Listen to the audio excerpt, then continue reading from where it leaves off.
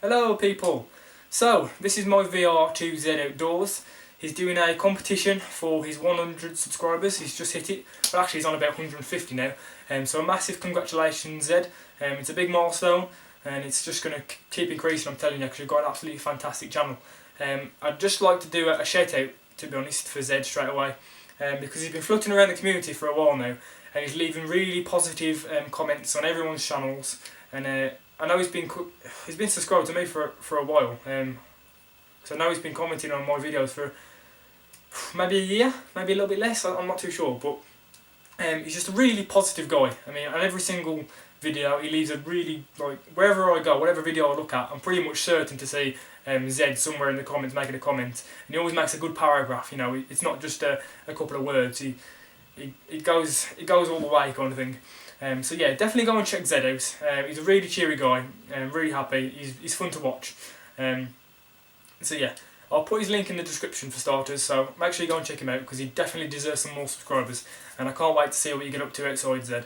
But yeah, anyway, on with the competition. The competition was to show, for everybody to show their kit, their whole kit in detail, so that's what I'm going to do. I did want to get outside today and to do this video because I have been meaning to do this video for a while anyway, but this has just given me a good excuse to do it. Sorry, but it is absolutely terrible weather. Rain, wind, it's not nice out there, and I know if I go and try and do the video I'm just going to get wind blowing through the camera constantly and I can't be dealing with that. So I'm just going to do it on my bed. I've laid everything out so you can see it nicely. But one of the things Zed did say is he wants to see the kit that if you grabbed right like this day, if I went upstairs now and grabbed my kit and went out to do an overnighter, what would I take? But I'm going to kind of bend the rules a little bit because I have three different types of kit. I have my winter kit, my summer kit and my hiking kit. My hiking kit is my lightweight type stuff. My winter kit is my heavyweight, where I get my big 100 odd litre Bergen on and I go out. But I'm not a fan of that kit. Well, I like it, it works, don't get me wrong. But the real thing that hits home for me is my summer kit, which is my traditional style, traditional materials, as natural as I can get. That's what I really enjoy doing, you know. And that goes pretty much round from autumn, spring, summer.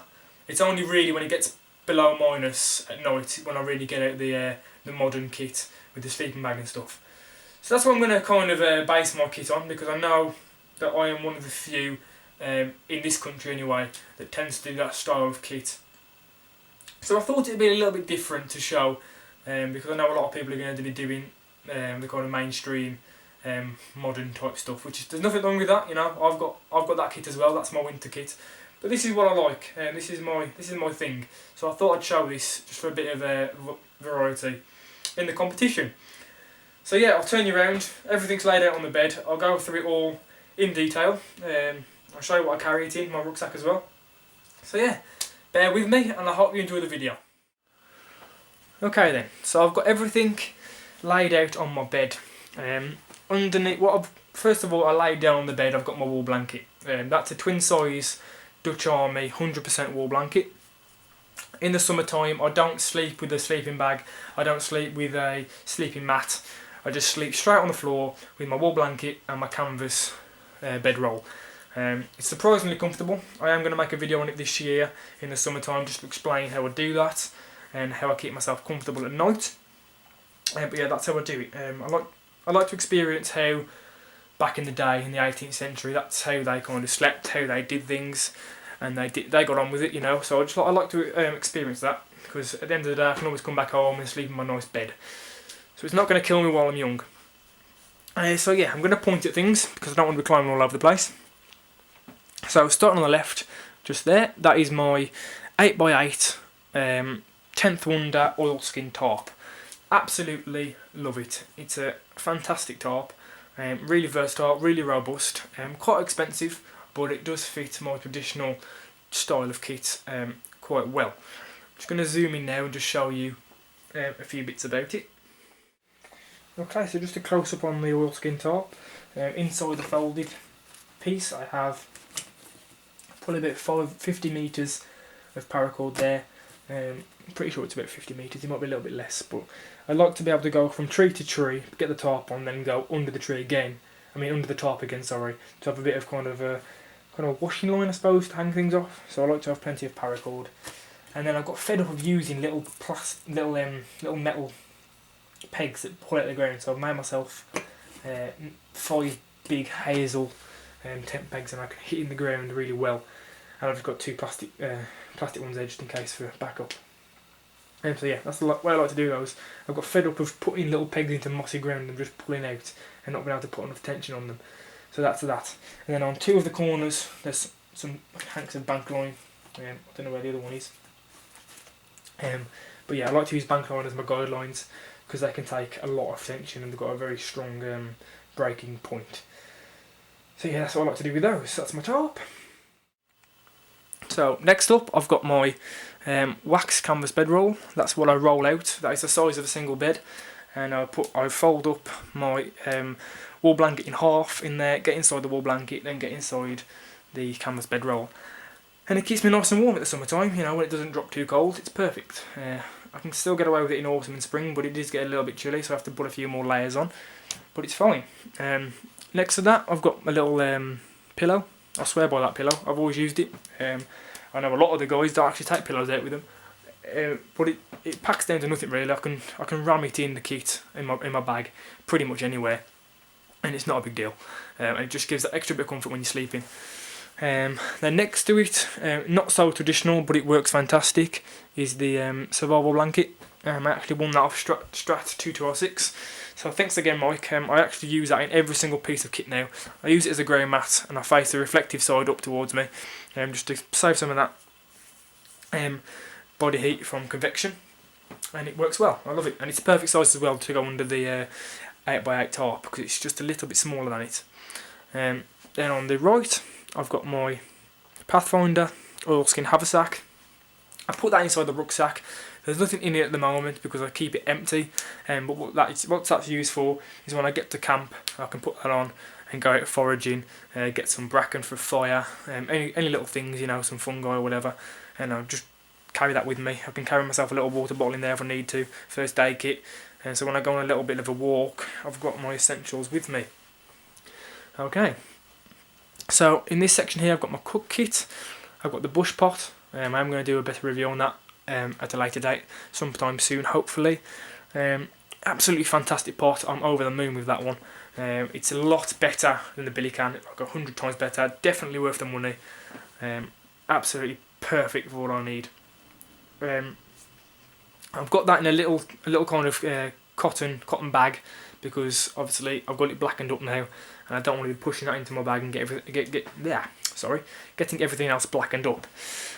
So then I've got the kind of cookser set here. I've got the bowl, the cookser,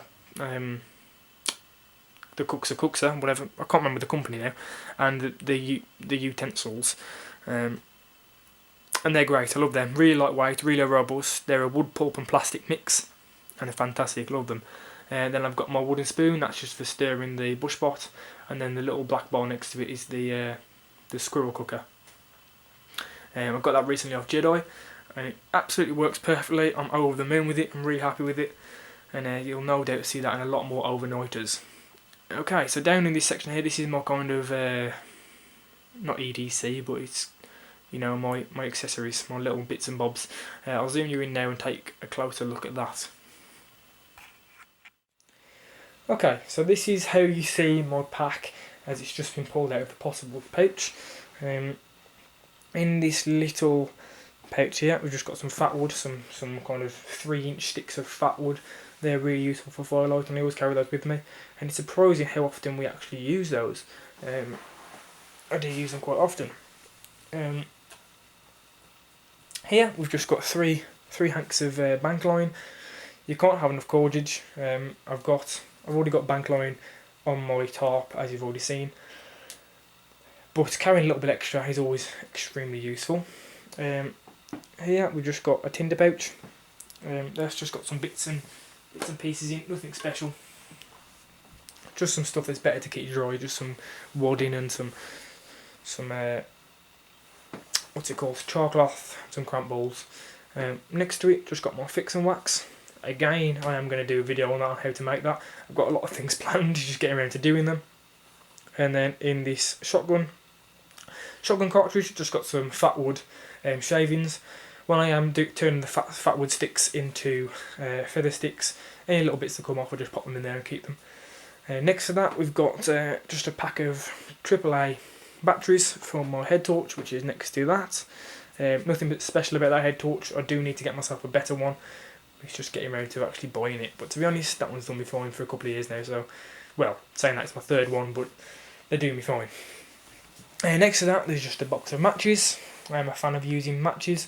Nice traditional way of doing things. Next to the fix and wax, there's a fire dragon. Everyone knows those from Funky Prepper's channel. That was one that James Hunter gave me when I went out for a night out with him and Jedi. So thanks again for that, James. I do want to test that out and see actually how good it is, because me and the pack are a fan of using traditional methods for lighting fires. But we'll see what that's got to offer us.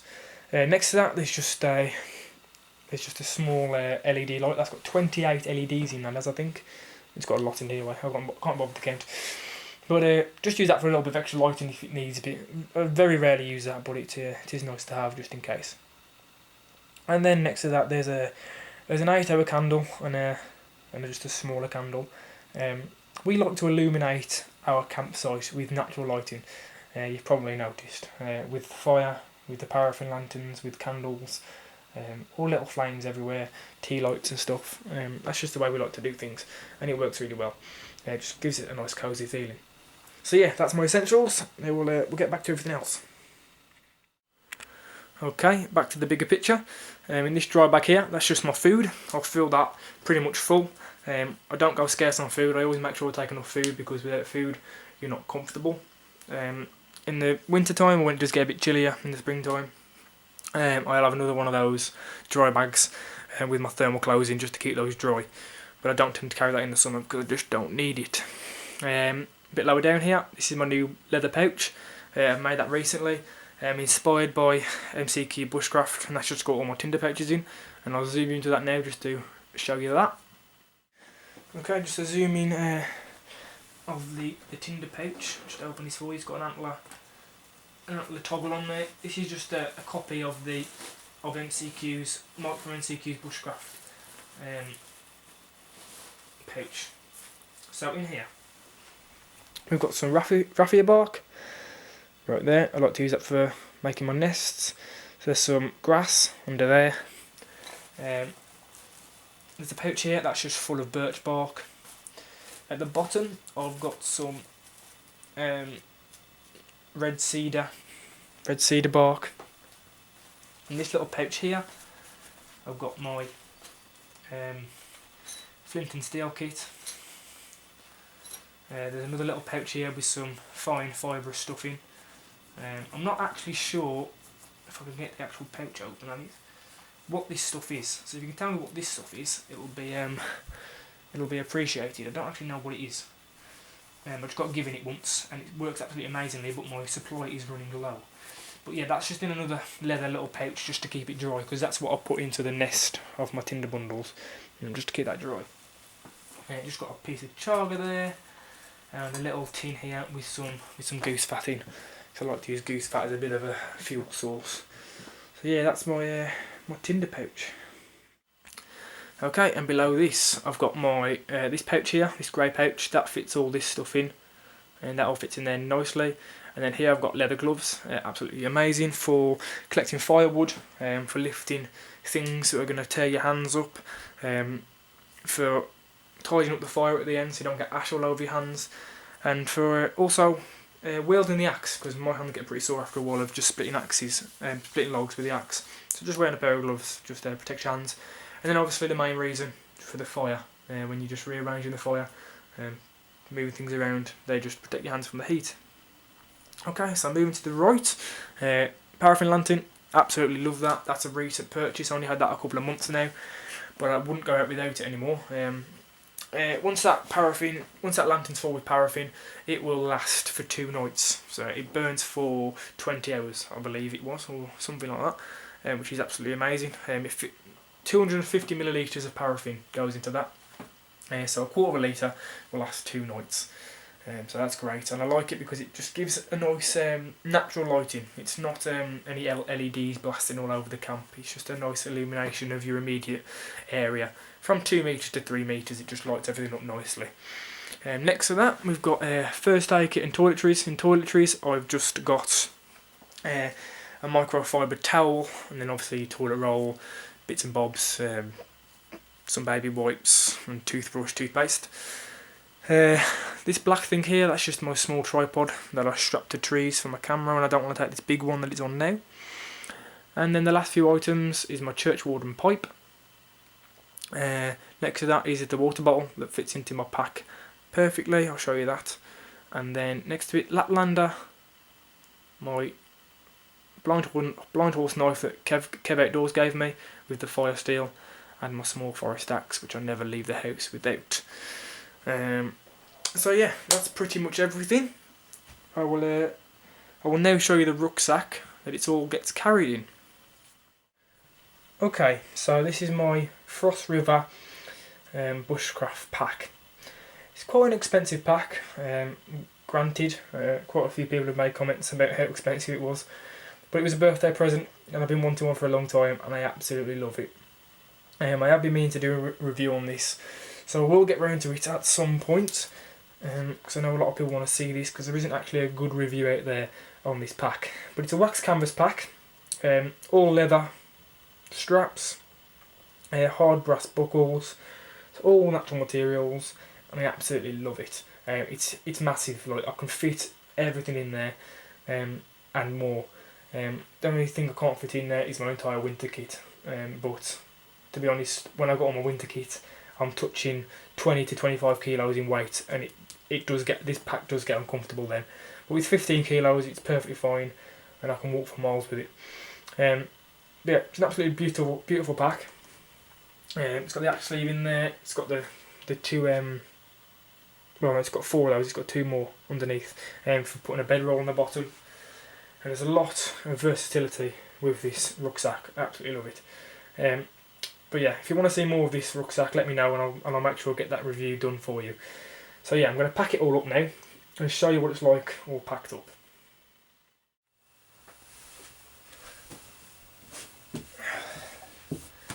Okay, so here the pack is all packed up.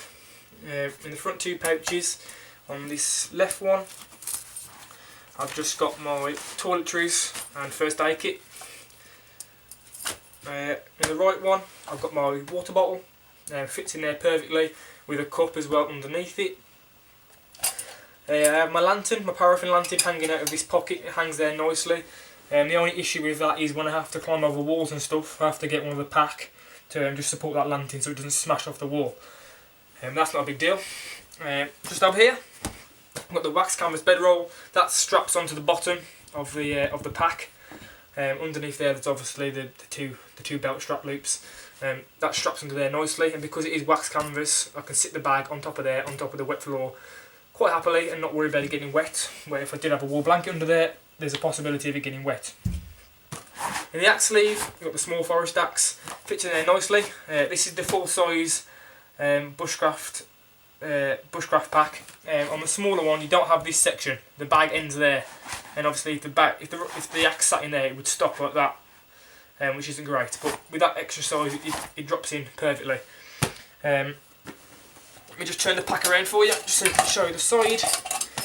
In the side here, I've just got my squirrel cooker, spoon, and my cutlery. Just all sits in there nicely with that paracord wrap, keeping it all nice and tight.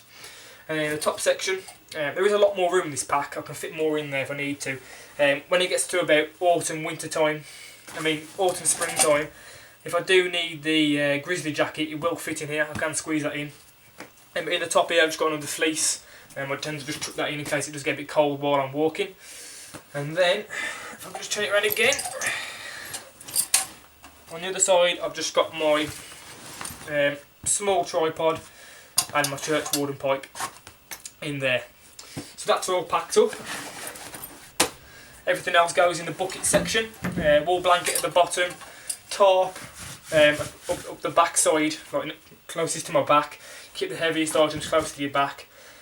and then everything else is just placed in where it fits basically. Okay, so that's it for this video. I hope you've enjoyed it. A lot of people have been asking me about my kit for a while now, different things that they wanted to see, and I've just never really got round to it. But I have been meaning to do this for a while, just haven't been able to get round to doing it. I did want to go outside today, but you know, Mother Nature's not always kind to us and we don't always get the best weather. But I figured doing it inside is probably a bit more cosy anyway, and a bit more easy to do. But yeah, I hope you enjoyed this video. I hope it's inspired a few people maybe on a few other bits of kit that they might be looking at. If you have got any questions, be sure to ask me in the comments, and don't forget to go and check Jed's channel out, because I have no doubt he's going to put out some really good content. You can just tell he's one of the good guys. So yeah, another congratulations Jed, 100 subscribers, and here's to your next 100. It won't be long now. But yeah, I hope you enjoyed the video, and I'll see you very, very soon. I've got quite a few plans on videos coming up, so stay tuned, and thanks for watching.